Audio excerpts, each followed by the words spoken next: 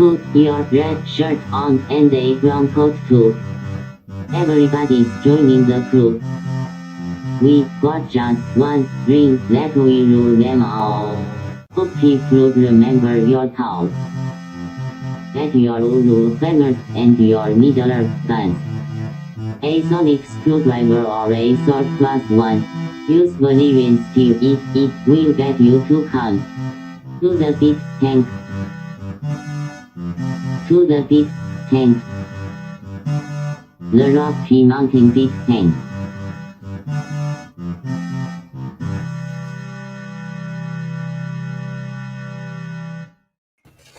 Hi, I'm Guy. Hi, I'm Troy.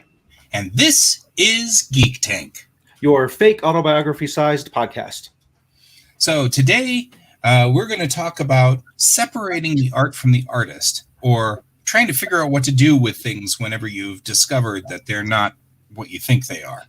We've got a couple of things going with that topic, and we're going to be bringing with us my friend Kristina, who is a lovely person and a great artist, and so there. And that's where we are. Oh, hey, Brent is here too. Hi, Brent. So thank you for joining us, Kristina. I appreciate it. No worries. I just realized this is the first time you've had me on live Geek Tank. Right? I know. It's like I've been thinking, why is it we don't have you here more often? We've been talking about doing like draw-offs and stuff like that, where we force Troy or Chelsea to draw stick figures. Yeah, stick figures, but like really good stick figures. So we might bring you in for that. That seems like something that'd be fun to put you in here for. Have you seen the ones where they have people draw off on characters that they don't know? So like they have cartoon character or cartoon artists and comic artists draw like Goku and SpongeBob and characters that they normally don't draw. It's pretty hysterical. They have to do it just from description? Mm-hmm. Wow. Just from description or just from like, you know, Can we use the internet? Like, you can't use the internet. You got to draw from memory or by like SpongeBob. He's a sponge that wears pants, and then you have to draw that. Mostly square in shape. Mm-hmm. That sounds fun. It seems fraught with peril. Right. It's pretty hysterical. It's on YouTube, but something like that would be fun. Cool. So this is a topic we covered before a while ago of separating art from artists, and I remember it was also like kind of focused on the earlier stuff with like Bill Cosby, because I used to be a big fan of Bill Cosby. Watched the Cosby Show all the time, watched his stand-up all the time, and something changes when you start to find out more about the person behind the art. And it's like, can you still enjoy the art, or is it now tainted after that point and it's no longer enjoyable? And we thought with the current situation happening with J.K. Rowling, and then also something I only recently found out about through Guy, that it was a topic worth going back into again. And so a guy was telling me about a book that he had been, his dad had been reading with his kid called The Education of Little Tree, which originally when it was released, it actually said true story, I believe. Right. And it was in the nonfiction section. In the nonfiction section. So since this is kind of your cupcake that you brought to the oven, Guy, I'll let you go ahead and take over. Pollywhack. Yes. That is the best expression ever. Okay, so my dad and my son have been reading this book, which is called The Education of Little Tree. It's by a guy named Forrest Carter. And it's written as if Forrest Carter was a young child growing up in the 30s with a mother and with their mother and father were killed or died. I don't know what happened, but he ends up with his grandparents. And the grandparents are both Cherokee. And so they go into the hills of Tennessee to where he grows up unlearning city life and learning the life of the way of the Native American.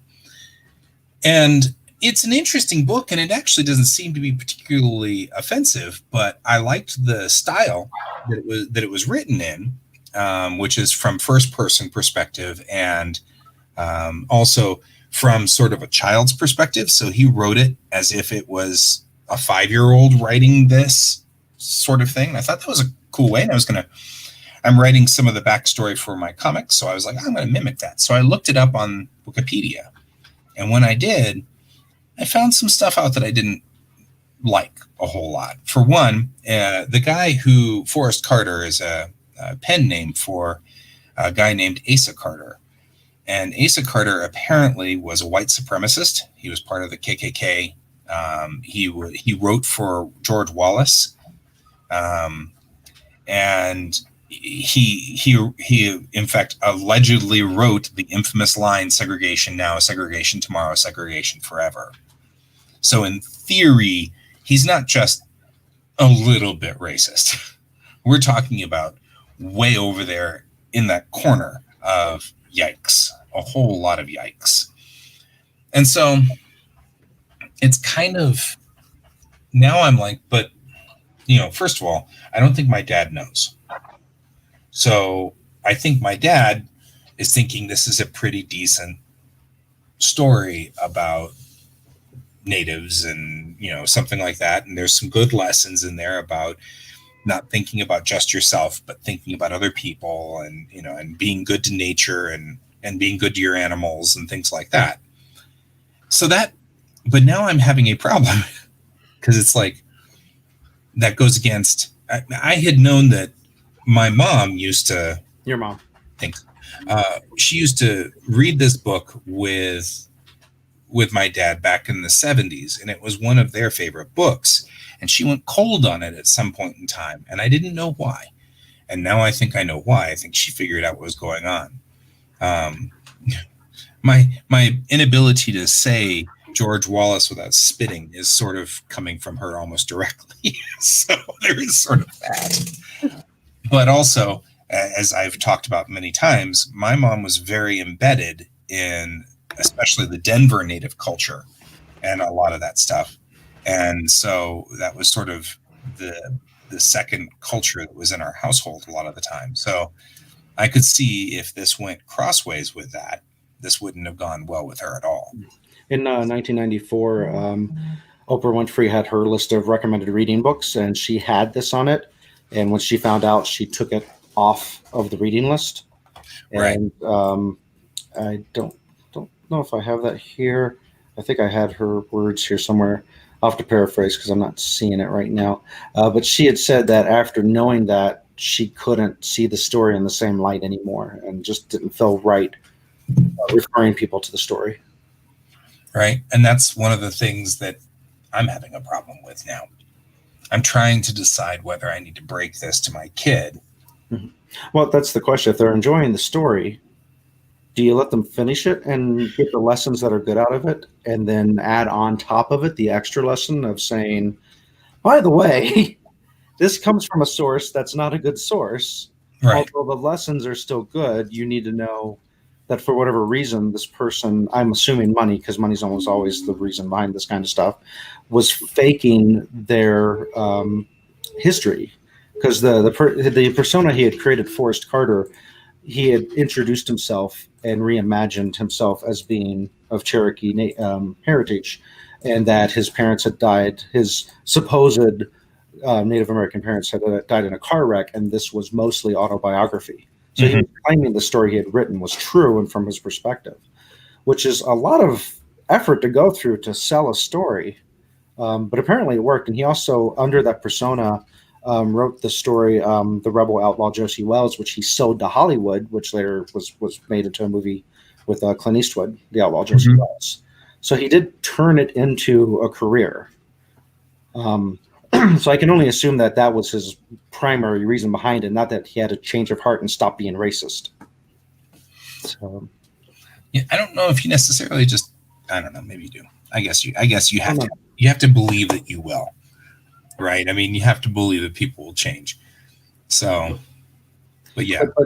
But the main reason, of course, why we wanted Kristina on here is we needed an expert who may have had, who can give us a perspective of this, who has a right to be offended by it, whereas Guy and I are offended by it, but we're offended by it from a different angle, I think. Well, and not only that, I mean, Kristina had said a whole bunch of stuff. I mean, we're talking for Kristina. Watch us talk. We are. I know. The whole show. We had a whole bunch. She told us a whole bunch of stuff, which I'm hoping she will repeat in the green room, which was fascinating. So let's turn the table over to Kristina.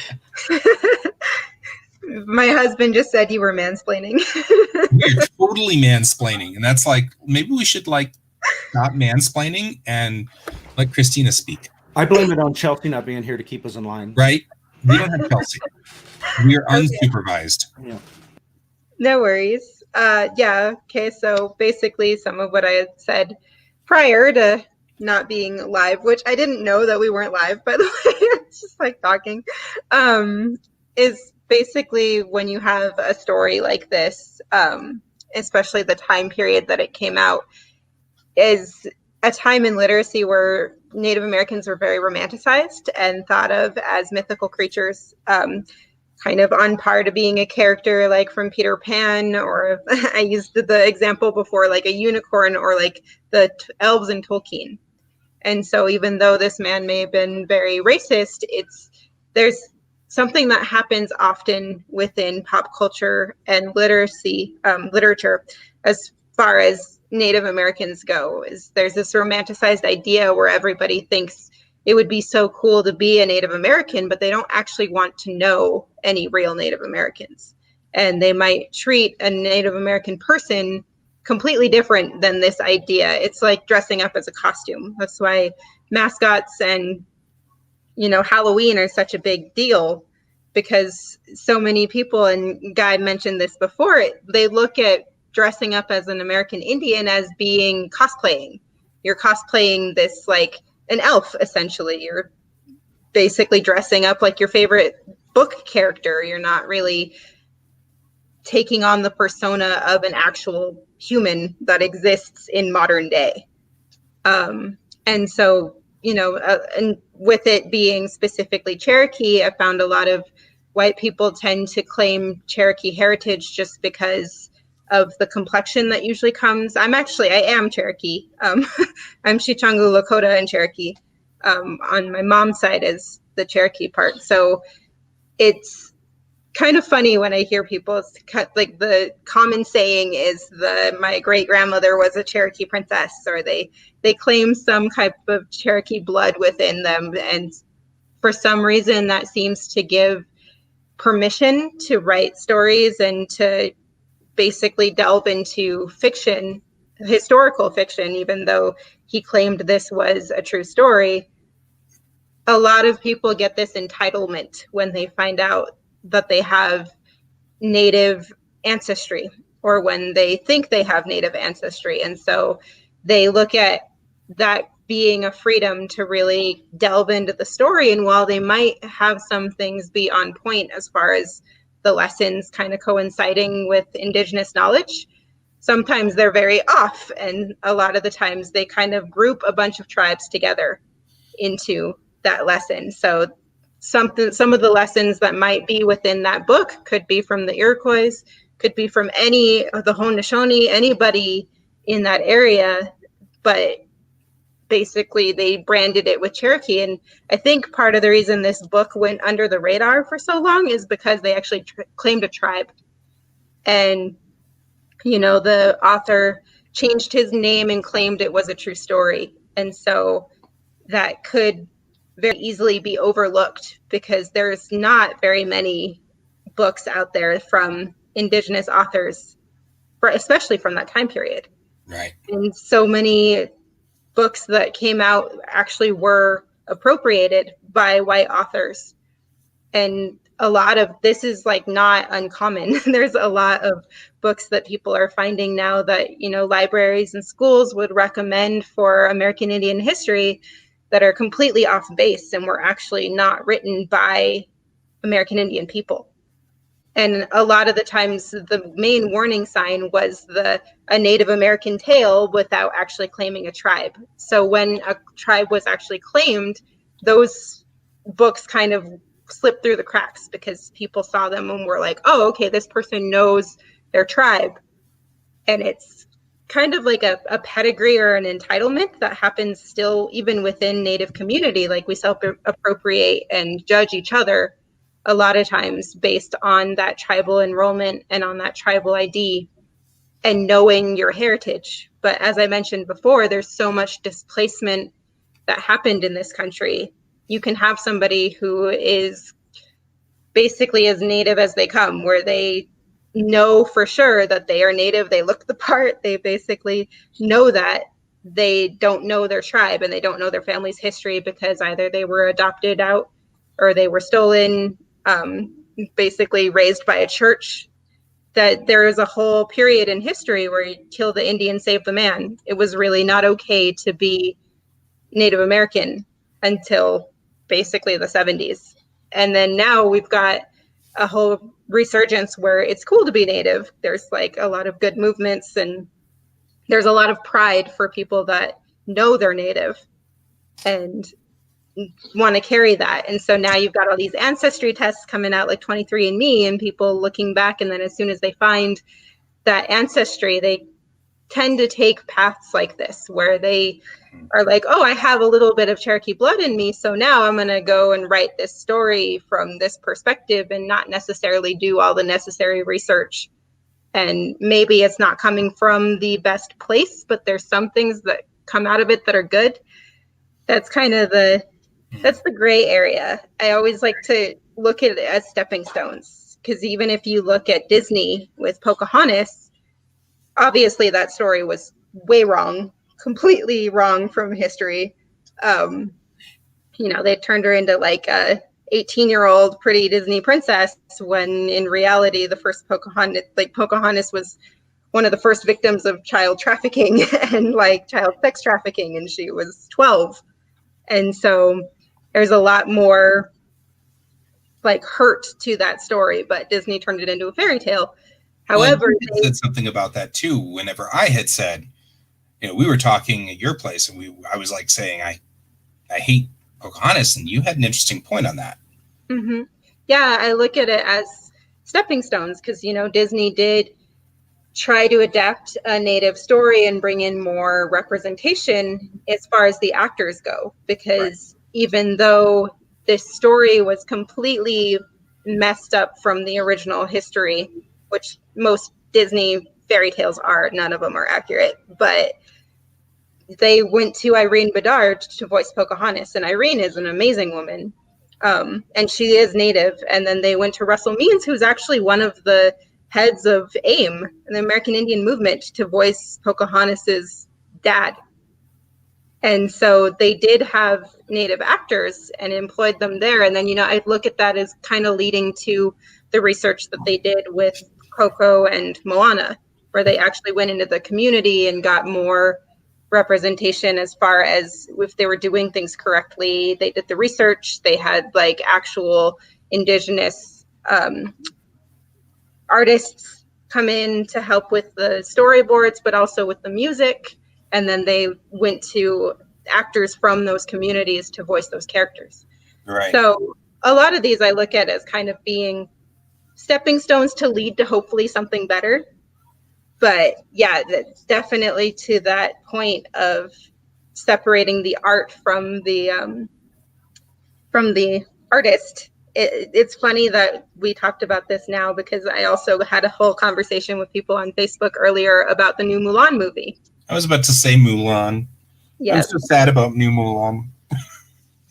Yeah, I'm such a big Mulan fan, so I love the original Mulan. Me too. So. And then, a lot of people are protesting it because of the lead actress stance as far as her politics go. For those of you who are not familiar, excuse me real quick, sorry, I'm just going to go ahead and update people. The lead actress has come out pro-China in the China-Hong Kong issue, and that's anti-democracy. So it's actually not like the generic stance for Americans. Like there are a few people who are pro-China, but most of us seem to be pro-Hong Kong. So she's really getting a lot of flack for that.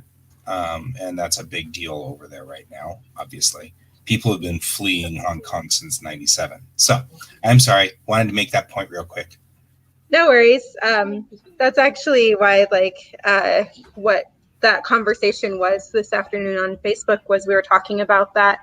And then someone brought up a really good point as far as sexism goes, because Jackie Chan is also very pro-China, and so is Donnie Yen. And Donnie Yen didn't get any flack for being in Mulan. And, everybody loves Donnie Yen for basically just all of his awesome movies and his work as an artist. Mm-hmm. But I think because this new actress is new, so many people don't know her and didn't really build up a liking to her in this country. It was easy for them to kind of separate it and be like, oh, okay, I'm not going to watch Mulan because this person is bad based on their views. And it was easier for them to kind of just cut the cords there. But when you say Donnie Yen, everybody tries not to. They're like, I didn't hear that. We're going to pretend that didn't happen. I remember in 1997 when Hong Kong went back to China, released from British rule, I believe it was. Yes. I remember Jackie Chan doing a big post about it, about how it meant so much to him to have that happen, since Hong Kong is the central for Kung Fu films. And yeah, it's one of those things, like you said, the two of them, everybody loves their films, but nobody holds it against them that they're pro-China. But it's that's an interesting take. And I've heard good things about the movie too. I haven't seen it, but I heard that as far as a movie goes, that it was a decent movie, Mulan. I don't know when or if I'm going to get to see it. And now, of course, with them CGIing out the concentration camps in the background, yeah, that's I'd read about. That's the part that has me skeptic about watching it. Just because of where it was filmed, I don't agree. And Disney actually came out and supported China as far as the concentration camps go. And I'm really not okay with that at all. And then, just on a story standpoint, everything I've seen, she seems kind of more wooden than the character of Mulan. I think what was so likable about that character was that she was the goof up. She was not perfect, and she was still trying to find her place in the world. And then she finds it by being she finds it by being a warrior, which was awesome. And it was like a nobody who builds herself up to being this great person. But everything I've heard about the new Mulan, she's the chosen one. She's born that way, and she's perfect from the get-go. And so all the way through the movie is just like this badass from day one. The original poem of Mulan, though, as I recall, she had very powerful ki energy. And so that's what I'm hearing is that but I also heard that they hand waved it. Like they mentioned it in scene 47B or whatever. And it's like, okay, if that's going to be her deal, but yeah, I agree with Brent. I haven't heard a lot of good things, but I can't tell whether that's separating the art from the artist. You know what I mean? Are people just mad at what's going on in the situation, and therefore they're doing the reviews wrong? I mean, Star Trek's been this way for now quite a while, with the Trekkies blasting nasty stuff about Discovery and Picard and Lower Decks, and in reality they're just mad at Kurtzman. And I get that, and I'm okay with that, but I'm getting a lot of, well, that's the end of Lower Decks, it's been canceled. And then I have to go look it up, and it hasn't been canceled. They're doing just fine. But everybody's blasting, ooh, it's been canceled. Thank goodness. We're back to real Star Trek. And I'm like, I actually like Lower Decks. People have been doing that with season 2 of The Boys. They're giving it bad reviews because they're upset. They only have 3 episodes, and they're going to do 1 episode a week now. Nothing to do with the quality of the show. They're just upset that they didn't just lump them all into one release. Everybody's upset about CBS All Access being a paid thing. And I'm like, well, okay, but to me, I'm just a $10 a month patron for Star Trek. I can handle that. I'm glad you finished that sentence and didn't leave it for me to finish. Yeah, well, I know better. Yes. So back on track. We're never on track. We'll let it go. We're back on track. On track. Yep. So now we have this that situation with the education of Little Tree, and that's the one that bothers me. Where do I go? We're halfway through the book, and I know that it would be a fight with my dad because he's on that side of the fence, and he knows that I'm on this side of the fence politically. And so no matter what, he's going to perceive it as a political move. There's no way out of that one. It's going to be because of my horrible liberal leaning yada yada, and he's just because I'm a liberal. There's no validity to anything I have if I disagree with him anymore. So it's almost like it's not worth the fight. But I also know that my kid has been fighting him tooth and nail over calling coronavirus the China virus, and that's been their like big argument for the last however long. I mean, like my kid's like, you can't do that. That's not cool. And my dad's like, it's the China virus. We'd call it the Texas virus if it came from here. And this is a fight that these two have been in. And I know that if I load my kid up, he's just going to get into this fight with his grandpa. And so I'm like, oh, because my kid will take this side, you know? So it's like, I don't know. I mean, this is where I have sort of that issue with what do we do? Yeah, and is the art worth overlooking this? Is the art worth overlooking the source material, or is it? I don't think it should be ignored entirely. No, but the book has some aspects to it that are very. I mean, my dad's been doing some very pointed things, reading pieces and phrases of the book and going, did you hear that? You know, because he's talking to my grandson who's got some character flaws that he's working through right now. And my dad has been very nicely pivoting aspects of this book to address those concerns. And so, I mean, you know, all things aside, knowing where this would go if we got into a political fight, that aside, my dad's been doing a real good job of pivoting the wisdom of the book to fit what we need right now with where my kid is. And that's an issue. Mm-hmm. Well, you know, I think I liked the suggestion of finishing the book and then telling him about the author. I think a lot of the hard part right now, as far as education goes, just for everybody, is like really accepting that good things can come from terrible people. And that's a better lesson too. Yeah, that basically like there might be good lessons in that. And just because you find out that somebody is not 100% who you thought they were, and they might have a really ugly side, doesn't negate all of the lessons that you learned when you first read the book. Because those lessons are in there and you perceived them to be good and they made an impact on you as a fan or as the reader. So that shouldn't color basically what you took from it at first. It kind of is, it's a hard line to cut because it's really hard to not do that. With, you know, I think my husband wants to say something. He's like bouncing around next to me here. But, you know, let him talk though. it's a hard line to kind of tread, because there's an episode of the Golden Palace that came up recently too. And Golden Palace is a sequel to Golden Girls.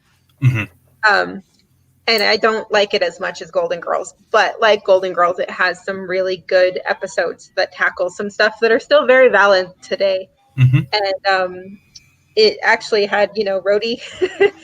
Rhodey was in the Golden Palace, which is kind of funny. But the episode is Blanche is hanging the Confederate flag up in her the lobby of their hotel, and he tells her that's not okay. And she's like, oh, I don't know what you're talking about. Like, it's my family's flag and blah, blah, blah. I've got all these good memories. And then he's like, okay, you look at that flag and you see people in like evening gowns and a guy who looks like Burl Ives saying evening to you, and just like basically the whole Southern fairy tale. He looks at the flag and sees hate and racism and death and all kinds of terrible stuff.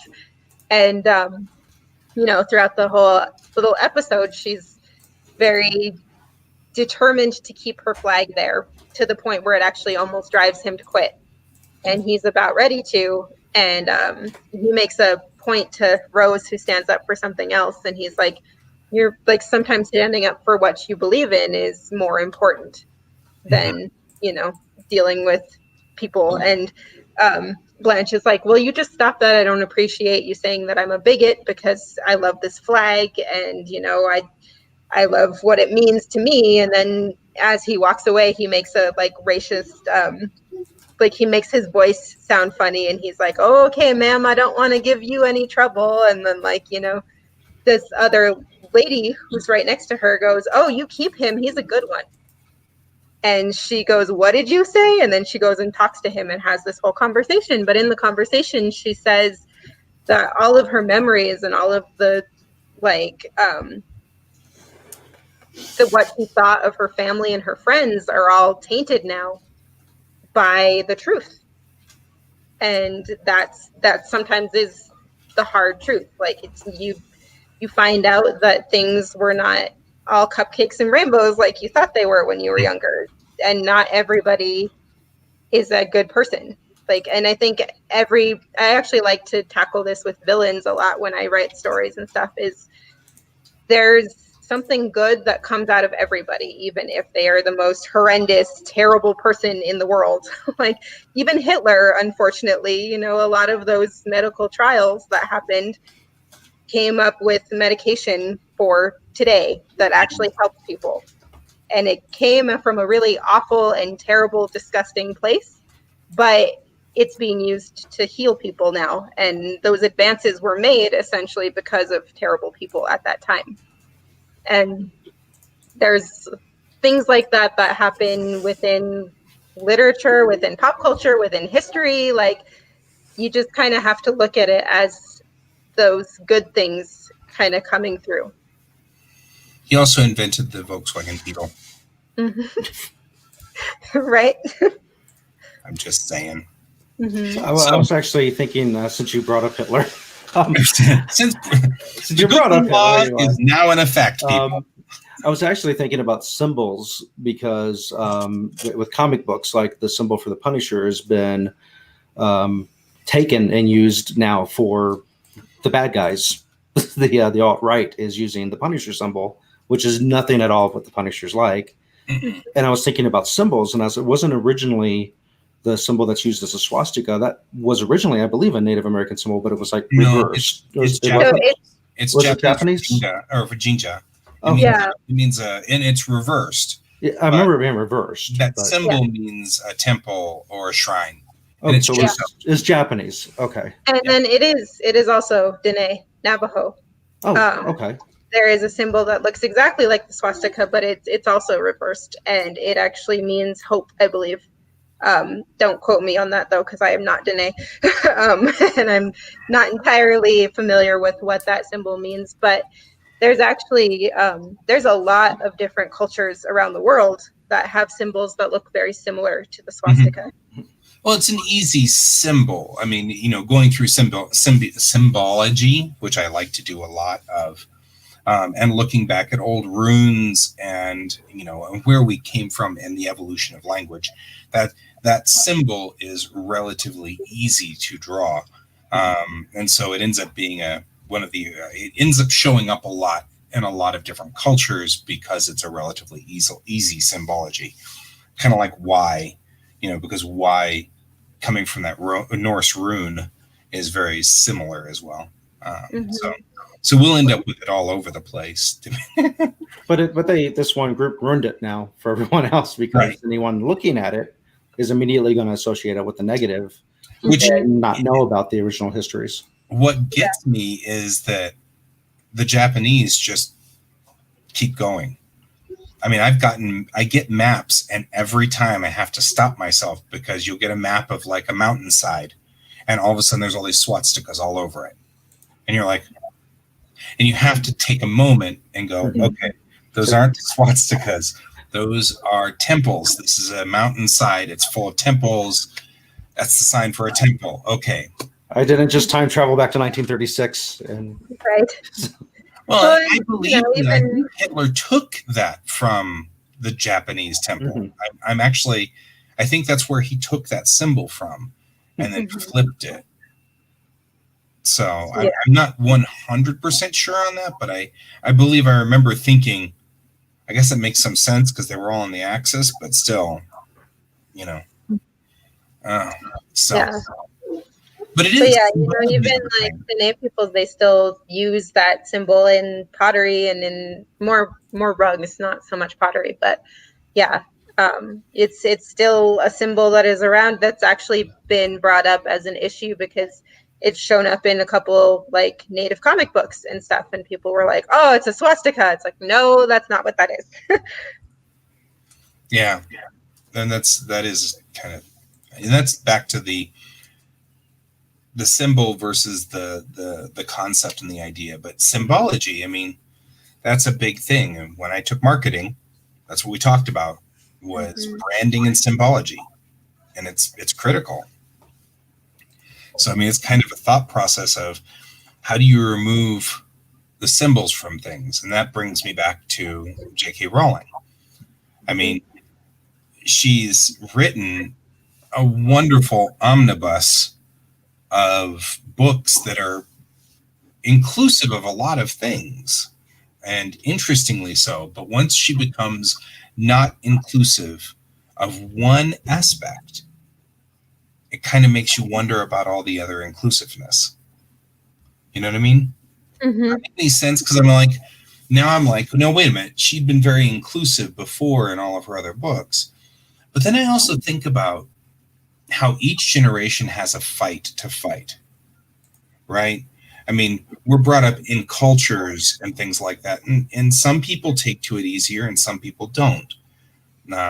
For my generation as a kid growing up, it was homosexuality. That was the fight to fight. You were either thinking it was ew and gross, or you were with it and you got into that one. But in the 80s, we were still thinking that, only homosexuals could transmit AIDS and, things like that. We had all these problems that were going on with just understanding the depth of it. And so a lot of people from Gen X have varying degrees of weird when it comes to homosexuality. Like for example, I remember the first graphic arts job I ever got was in high school. I was still in high school, and it was two gay guys who were running the thing. And I remember saying to them, "Okay, but I'm not into that stuff." Graphic arts? Yeah, graphic arts. That's what that means. You're not into graphic arts. Okay.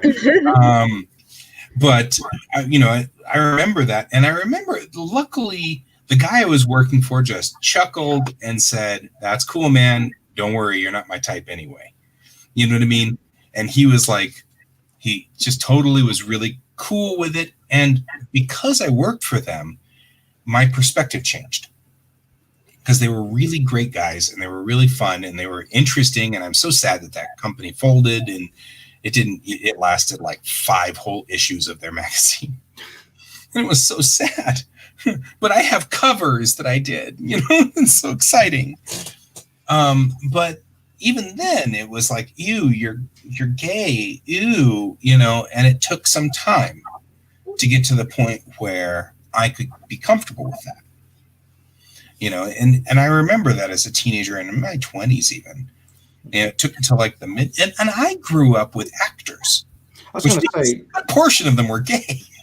I was going to say my experience being in theater is like at a really young age. That was my family, so right. So I didn't have that experience the same way, but I saw how it was looked down upon and demonized by my parents. But It's like I'm doing plays with people that they're basically calling inhuman, and I know that they're not inhuman because I hang out with them. So I wonder how much of that becomes just, and it's like person to person. Like I was fine with homosexuality until I became a teenager. Homosexual. Oh. Until I became a homosexual. Until I became a teenager, at which time it was uncomfortable. You know what I mean? Because as a boy, you're sitting there questioning, well, maybe secretly I like guys. You never know. You're like trying to figure out the universe and everything like that. It's an uncomfortable time anyway. Puberty is not fun for anybody. But, well, except for Troy. Troy liked it. I'm still going through it. I do it every week. So. Right? Exactly. So it's kind of one of those things that I wonder, is that just the battleground that J.K. Rowling's on right now? I went through that battleground, except in a different way. When I started meeting transgender people, I was well into my 30s. And by then, I was willing to go with that. We're cool. Is he being a pest? Are you being abducted by aliens? Huh? Your screen turned blue for a second. I was wondering if you're... Oh, I'm sorry. Kodo was smacking my screen with a straw. Okay. So that was 2-year-old intervention. We understand. Yes. far more than we'd like to lead on to. No, it's because we have to deal with Troy all the time, so we understand exactly what it's like to deal with 2-year-olds. See, you're doing it right now. So I mean, I'm wondering. I kind of wonder if that's just the battleground she's on, because I think all of us have to go through these battlegrounds, especially when culture has been pushing one way. And then you finally have to kind of push back against the culture finally. My mom was an activist in the 60s and 70s against racism. So I grew up kind of off the beaten path of that culture. And it's actually, like we've talked about this before, where I have a real problem with Blazing Saddles, because even though I know that the humor in there was written specifically by somebody of color for that particular thing, it's still way too close to home. You know what I mean? That the South was, I mean, I always remember some of those scenes that I still have in my mind from when I was a little kid in the South. It's just uncomfortable. But that wasn't my fight. That wasn't a battleground. It was already established when I was a child. You know what I mean? But the fight was in homosexuality. That was the fight. Yeah. My mom was still fighting. So that was her fight. And I watched her go through that fight. And I like to champion that fight as an author. That seems to be the battleground I like to be on. That's the flag I like to carry. But I do remember going through the homosexuality thing and actually finding that to be an uncomfortable battleground. And I'm fine with it now, but there was a time. And I'm wondering whether Rowling's just going through that now. I've seen it like 4 times. So, because I'm cycling. You're stuck in a loop. So I had this idea about J.K. Rowling. For those who don't know, she had posted something that was basically belittling people's idea of gender. She was saying that if you don't have ovaries, I can't talk now. Ovaries, then you are not a woman and can never be a woman. And it was it's like dinosaur thinking is how I read it. I honestly, I didn't think it was that bad, to be honest. Just because I think the battle for transgender, it's still something people are trying to understand. And it also, we live right now in cancel culture, where anything you say that is deemed offensive, it's actually kind of the reverse power of what we've seen in the past, where the fans actually, have the power to really speak up about things that they don't like. However, instead of it being a conversation, it's become kind of a condemning witch hunt to people when they post something like that. And, I don't personally think that J.K. Rowling meant anything from it, but I'm not her and I don't know her. So I don't know if, there is a more sinister bias to that statement.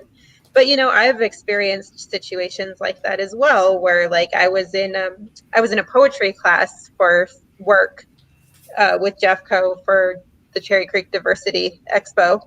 And we're in this poetry class. And when I was in high school, I was in a poetry class and it was primarily boys. It was me and one other girl. Wow. So that wasn't my experience in poetry classes myself. Yeah. So basically I was in this little poetry class that that they were having. And it was a room of what seemed to be all women. And I thought that was really cool. And so when we did our sharing out on what we thought of the class, I was like, this is really awesome to be in a room with all these women, because when I was in school, I had a class of all boys and it was just me and one other girl. So this is really amazing to see all these young women poets. And I got completely attacked because two of the girls identified as boys. And I had no idea because they didn't look like they were boys and they didn't really present themselves male, but it wasn't like they could have been, you know, in like they could have been boys, they could have been girls. They were wearing pants and everything, but you know, physically they seemed like girls. And I was just speaking from my own experience of like it was cool to me to be in a room of all women doing poetry because that wasn't something that I had experienced. But yeah, I mentioned that and like teachers and kids were all like, oh, you shouldn't just assume somebody's gender. And then it turned into this big old thing and I got completely like attacked for it. And then later I had brought that up to a conversation on Facebook where I was still trying to understand how people identify. Mm-hmm. Because, you know, a lot of the terms and a lot of like how people want to label themselves and how they identify is still new. So it's still something to adapt to as far as like she, her, hers, and they, them, that. And then there's so many. And then like, you know, the two-spirit community as far as Native Americans go, I'm a little bit more comfortable because I understand that concept. Right. But as far as transgenders go and some of the ways they identify, it's still something that I personally am trying to grasp. And so when I had come on Facebook to basically ask, like, I'm confused, explain this to me, I got attacked again by the community where they were like, oh, how dare you not understand us? And like, you're a bigot. You're like, you don't believe in human rights. And I was like, literally all I did was ask one question. Yeah, you're coming from a place of like, please help me understand. I want to understand, not I don't understand, therefore I don't accept it, which I think is where they immediately go when they hear that. Yeah, and it's a microaggression. I understand me not understanding like how somebody wants to be identified, but there are people who dress feminine, but they identify as masculine. And so it's a thin line to try and figure out. And it like, me personally, as far as biology goes, I can understand the argument of if you are not biologically female, then you are not a woman because you're not biologically female. That's not your gender. Your personality may be woman, maybe female, maybe the feminine, but your body is masculine. So your body scientifically is male. So I do understand when people make those statements, but I can also see how if you are somebody who is transgender, that being a hurtful statement, because people have also said, you know, if you don't have it's denied in that instance, yeah. Yeah, if you don't have a period or if you can't give birth, you're not a woman. Well, what about all the women who don't have the ability to give birth? Mm-hmm. Then does that mean that they are just automatically not women? Right. And so that's like, it's a very tricky line. So as far as J.K. Rowling goes, I actually kind of feel bad for her because, you know, it's gotten to the point where she's had to give back her Human Rights Award and all of this over making the statement of scientifically somebody not being female. Right. Well, and I can kind of understand that too. One of the things that I think we have a problem with in our culture is understand equals agreement. Mm-hmm. And not understanding equals disagreement. And because I was talking to our engineer, because, you know, we have lots of wonderful discussions with our engineer. Kristina's not familiar with our engineer, but for those of you who are, our engineer is our token conservative in this group. And we have many very interesting and convoluted discussions. But one of them, I was talking about media and how I was understanding why media would do the things that it would do. And he was like, how could you even say that they were right? I wasn't saying that they were right. I was saying I understand why the media would be motivated to do this. And in my mind's eye, I feel like a lot of what was going on in that particular discussion was, oh, I understand why the media is doing this. I don't feel like it's malicious. I feel like it's a function of the machine. And his response was, it has to be malicious because of the way that they are, because they're bad people. And there aren't really bad people, just machines running rampant or whatever. And so I was trying to argue that, and he was like, how can you defend them? Well, I'm not defending them. I'm just trying to understand it. I mean, you can go in there and shoot everybody in every police station. My Freudian slip is showing. But every radio station and TV station, but that won't solve the problem. Understanding is the only way to solve the problem. We're never going to be able to fix it if we just write people off. You can't just do that. And so I was having that discussion, and you had said that too. You'd come out saying, I don't understand, which people now instantly means you don't agree. Right? If you don't understand transgender, then clearly you don't agree that it's right. And that's a mistake we make a lot in debate. I'm wondering if this is because, and I'm going to throw blame on the right side because I've heard this used more on the right side, that's their non-confrontational way of saying they disagree, is they've adapted saying, I don't understand this, when really what they mean is, I don't agree with this.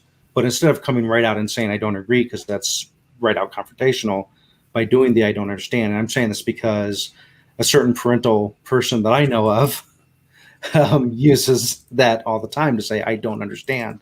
When clearly it does seem like it comes across as a softener with that individual. Yeah, it's not so much that it's a I want to understand, but it's a I don't understand, therefore I don't accept it type thing. Yeah. It is. It's that seems like a thing. I was thinking like 25. I was gonna say 25 years ago, I used to have long hair, and occasionally people would like mistake me from behind and say like, "Excuse me, ma'am," and then when I turn around, they'd be like super apologetic. I'm like, "What? It doesn't matter that you mistook me from behind, as I'm not offended." And so it's interesting that for some people it's very offensive. To be fair, for a long time, men being mistaken for women was offensive. That's actually one of the things that, it's like, I don't know. I mean, there are times where, because I don't go by Guy Davis online, I go by GS Davis, so nobody knows my gender. And they will often misgender me because I often use my avatars as my characters. Well, my lead characters are almost always female. And so they'll misgender me, and they're so apologetic. And I'm like, I'm not offended. There's nothing wrong with being a woman. And that's a problem I have with society is, oh, I'm so sorry I called you a woman. Really? we have a woman here. Is there anything wrong with being a woman? Right? I didn't know. Do you find anything wrong with being a woman down there? We have that as far as like schools and boys with long hair, because a lot of our native youth have long hair, and there's been a lot of cases where like, schools will be like, you need to cut your hair. There was an incident with a student a long time ago where his teacher bought him a gift card to get a haircut, thinking that she was helping him out. And that totally was not what was perceived, obviously. And so, like, I think a lot of misunderstandings like this can happen. And it's because people's perspectives, they're never going to have the same perspective as you. No. And even siblings, growing up, they're not experiencing the world the same way that you're experiencing the world. And so it's kind of, we're at that point where anytime you say, I don't understand, or please explain to me, people just assume like, how dare you not understand me? It means you don't agree with me. You don't think I'm a human. You're not my comrade. You're not my ally. So it's actually gotten into the point where people are kind of afraid to have that conversation, where it's really not okay to disagree. And it's really not okay to have a different opinion. As far as like racism goes, it's gotten to this point where racial bias or racial preference is now full on racism. And everybody is racially biased. Like every single person on this planet, whether they realize it or not, has a racial bias. where they just, it could be something as simple as they are more attracted to Black people than they are to white people, or they prefer to date other natives, they prefer to date other Hispanics, prefer to stay within their race, they just don't really like the way other people look. That's a racial bias. It doesn't necessarily mean that they are racist to the point where they would want to hurt those people, or they don't think that they should exist. But I think that's the line also on that one too, is because hurt people. Because there's always going to be racial bias of that sort. I completely agree. I was actually thinking also upbringing has a lot. I say, without thinking, I say Black, I say Indian, because of the way that I was raised from the South. Indian got kind of pushed out of me by my mom later on, but she didn't get that piece herself until she started working in the culture. And she had to be really embroiled before she realized that's probably not the world's best name, And by that time I was 14 or 15. So there's a lot of culture run up there on that makes it difficult for me. I will sometimes still, without thinking, just pull those words out. That doesn't mean anything. I mean, that in that instance, from me, it's not a racist statement from my point of view, except that it's from the culture coming through me. And so it's a brainwashing that happens. It's a brainwashing growing up, and it's a brainwashing. When you get smarter, you go, "This is highly inaccurate." Right? Geographically, this is an incorrect. Well, it's all back to that wonderful man, Christopher Columbus. Oh no! But yeah, we brought up Hitler. Right. But you went too far. You went too far bringing up Chris. Okay. Right. Oh, yeah, I know. We started with George Wallace, though. Let's be fair. Right. Yeah. No. And honestly, with Christopher Columbus, that's kind of funny because here in Denver, that's the Italian community kind of latched onto him as far as him being a positive representation of accomplishment. And so when the Denver American Indian Commission here in Denver tried to change Columbus Day into Indigenous Peoples Day, there was a whole bunch of drama and craziness around that, even though, he may have been Italian, but he sailed for Spain. Right. And it was just, there's so much kind of interwoven in there. But I think there's so many times that people don't really try to understand perspective or belief and where those beliefs come from. And so that's how we get into the point of separating the art from the artist, just because somebody may put out something that is a really awesome story until you find out their story and their personal story. And then it becomes really hard to kind of separate that. And it becomes that whole conversation of, oh, well, they had these beliefs as a person, which means that their characters believe that, which means I shouldn't like this story, or I shouldn't like this art piece because that person grew up in a time period where that was totally acceptable, or that was basically ingrained into them. Right. Well, thank you for bringing it back, because I know I'm going way off into left field. Christina wrapped it up nicely. This is why we're supervised again. We may not have Chelsea here, but we are supervised. We're not left to our own devices. Do you want to bring it back to branding and mention our sponsors? Yes. So we'll bring it back into sponsors real quick. I felt kind of I didn't want to break the rhythm. We had a good rhythm going. This show was sponsored by Kieran Games, and we aren't doing Hexacon, so it's Shiny Garden, and then Geekway Homes, and of course your mom.